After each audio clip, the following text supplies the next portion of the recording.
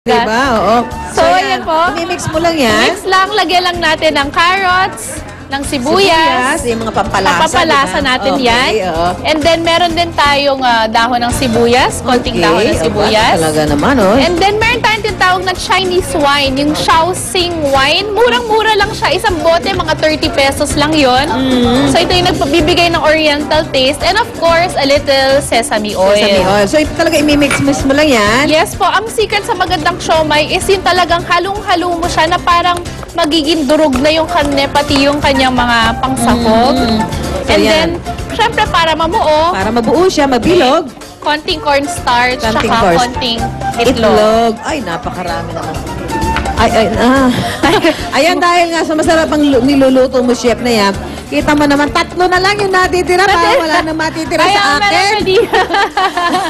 Pag dumating si Susie. Ayan.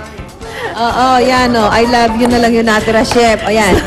So usually sa mga Chinese restaurants, ang secret pa nga nila dito is binabato nila yung karne para malamog. Saka dumating na si Susie, 2 na lang matitira. Bilang na bilang ang siomai ngayon. Sana mahina kumain si Susie, huwag na dumating si Kuya Lar. Ay, mo si Ate! Mukhang wala na talaga Kaya marami pa naman dito, marami pa dito. So ito, meron tayong siomai wrapper. Gawa to sa harina, tubig, itlog at cooking oil. Okay, ayan. Tapos roll lang natin ang flat. Pwede naman bumili sa supermarket na gawa na. So, yan mo lang dyan. Saka natin, Pipilot mo lang, yes, papalutin. ina-stuff natin siya. Okay. And then, we will shape it. And then, so ganyan lang yan. Sisiksikin natin and then we flatten natin yung bottom. Just like that. Lagay natin dito. And then, meron tayo dito. Natutunan ko to nung nagtrabaho ko sa isang Chinese hotel, restaurant. Chinese na Chinese yung ating gagawin. Yes. Siomai, ano? Usually sa atin carrots, pero sa kanila itlog na pula. Na nilagyan ng konting yellow food coloring. And then, steam na yan. Of course, ay si Steve. So, Miss Susan, don't worry. Ito Meron lahat tayo. sa'yo. Ako, pinatira pa sa akin. Salamat. Ayan, don't worry, Miss Susan. Chef. Meron kayo dito. Chef, halimbawa, gusto kong gawing negosyo to. Magkano magiging pupuhananin ko? Halimbawa. Usually, ang isang siomai, malaki kasi to eh. Malaki nga to siomai mo. Tsaka may kasamang shrimp. So, this one is about 3 pesos each. Ha, mura naman. Yes. So, pwede natin benta ng... Pwede natin ibenta ng mga 5 pesos to 7 pesos yan. Okay, oo. So, magkano kikitain mo? So, sa isang batch 500 nito, yung... kung 500 ang isang recipe, mga 200 pesos. Okay. Sa yan. 200 pesos, you will earn 200 pesos from this recipe. Okay. So, pwedeng ano... Teka, tutuhog na ako dito. Parang wala na akong makukuha dyan eh. Ayan na. Ayan. So, ito, sinisteam na natin. Ayan. So, pwede itong ihanda this coming Chinese New Year, chef. Pwede po. Gaano pala katagal siya in-steam? So, sinisteam natin yan about 15 to 20 minutes. Oo, pwede. So, ayan. Tapos pwede na yung luto na. Paano malalamang luto na? Usually, makikita mo matigas na yung siomai. Kasi una, pag hilaw, malambot na talaga. So, pag matigas na, luto na yun. Yes, so about 15 to 20 minutes. Depende din kasi sa laki at dami ng ating siomai. So, meron tayo, yung siomai na yan, pwedeng yung diretso na may sausawan, or pwede din natin lagyan ng sauce para gawing ulam for rice topping. So, meron tayo ditong ginger honey oyster sauce. Para medyo kakaiba. Medyo magkaiba ng konti. So, nag-isa lang tayo dito ng bawang, sibuyas, at konting sili. Okay, para medyo maanghang-anghang. Yes. And then, ano yan? Oyster sauce? Oyster sauce lang. Lalagyan po natin. Kung wala kayong oyster sauce, pwede din pinaghalong toyo at saka asukal. Okay, ayan. So, maraming salamat. Pwedeng ano eh. Pwedeng walang kanin. Pwedeng may kanin. Pwede po. Pwedeng may ulay. Ayan. So, maraming salamat, Chef Michi.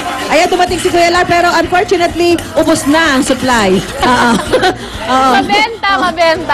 Mabenta ang ating siomai ni Chef Michi. Yes. Okay, maraming salamat, Chef. At ito pa punta natin ng mga busog na natin mga kasama.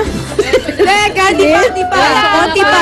Ito, pwede dito lang dito. Kuya Lar, kukuha source. Ayan. Correct. Hot. Yung kukunin ni Kuya Lar, yung mainit to talaga. Swerte. Okay na pala nalilate pa minsan eh, di ba? I love it. Bagong gawa yung kanyang kakainin. Pero talagang Chinese New Year po kasi nakikita natin yung lion dancers, dragon dancers. When you see them, you know it's Chinese New Year kasi po nagdadala sila ng swerte at nagtataboy sila ng mala. Pero hindi mahirap, hindi madaling gawain yan ha. Hindi. Buong araw sila, ilang oras sila nag-dragon dance. Paano nga ba ang training nila? At paano ba ginagawa mga costume ng mga dragon dancers? Malalaman natin yan kina Paring Drew. And Arnie. And Arn?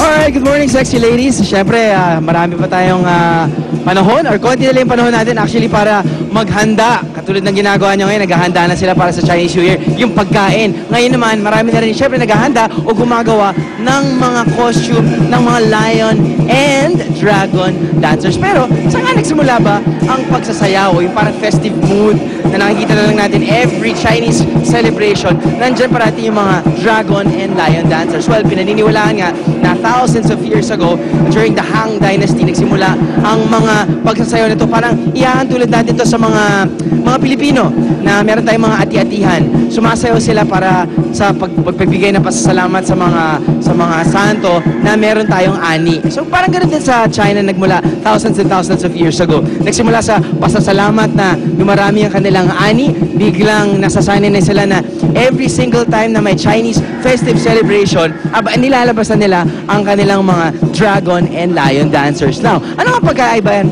ng Chinese or dragon dancers pati lion dancers? Ang dragon usually naghahawak sila ng pole. Okay? Ito yung mga maraming tao, 15 to 40 people eh. Ang lion dancers naman, ito yung tinatago nila yung sarili nila, yung mukha nila sa loob ng helmet. Katulad ng nakikita natin ngayon. And usually, pag lion dancers, it only consists of 2 dancers. Now, pag-usapan din naman natin ngayon ang paggawa ng costume ng mga lion and dragon dancers. Kasama natin ngayon si Mystery. Mystery, good morning po. Good morning. Ilang taon na po kayo gumagawa ng mga dragon and lion costumes? 12 to 13 years. 12 to 13 years. Now usually, ngayon, date ngayon? Second week of January na. Usually ba, kailan nyo ginagawa ang mga costume? Dapat maaga kasi matagal ito gagawin, hindi naman karakarakang magawa, lalo na yung mahahaba, kagaya ng dragon. Opo. Mga ilang linggo, ilang araw nyo nagagawa yun? Kung mga 3 tao, siguro aabutin siya ng mga 3 to 4 weeks. 3 to 4 weeks. Pero ilan po kayo nagagawa? Depende po kung sa 3 to 4 weeks na yan, dapat 3 tao ang gagawa. 3 tao. Ano po yung class? Sabihin na natin, pag-usapan po natin yung dragon. Ano po yung tela na ginagamit nyo sa paggawa? Usually satin po. Satin. Siyempre, mas maganda yung satin dahil parang nagkakaroon ng parang kumikintab-kintab eh, no? Binibili din po. Usually, ano yung color combination ng mga dragon pati lion? Gold at saka red. Gold and red. Bakit po gold and red? Yun kasi yung ng mga Chinese, talaga yung kulay na prefer nila pagka nagpapagawa sila. Alright, mga kapuso. Ito si Nanay Terry. Sabi nga niya, 12 to 13 years niya gumagawa ng costume. Kinakabit niya yung buhok dito sa pulang satin. Tapos naglalagay na siya ng parang lining mo, no?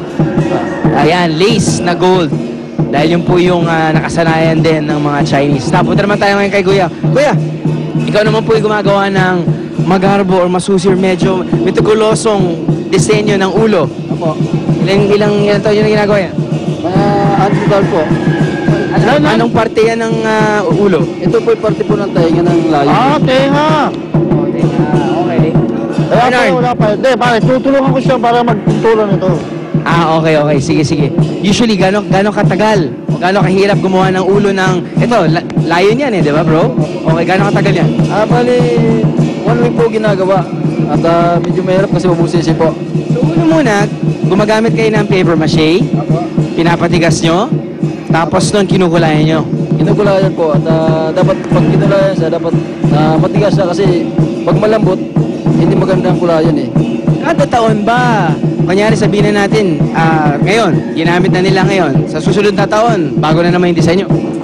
Pwede pong baguhin, pwede pong ritokin na lang kasi para mas matipid. Apo. Alright. Arn, kumusta naman dyan? Kumusta yung pagpipinta mo dyan, Arn? Ayos lang. Ayos lang.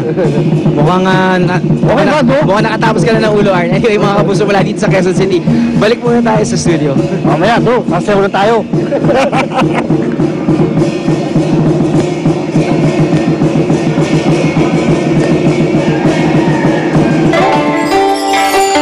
Ang iyong kapalaran ngayong araw ng Miyerkules ayon sa pangitain ni Tony Suvega.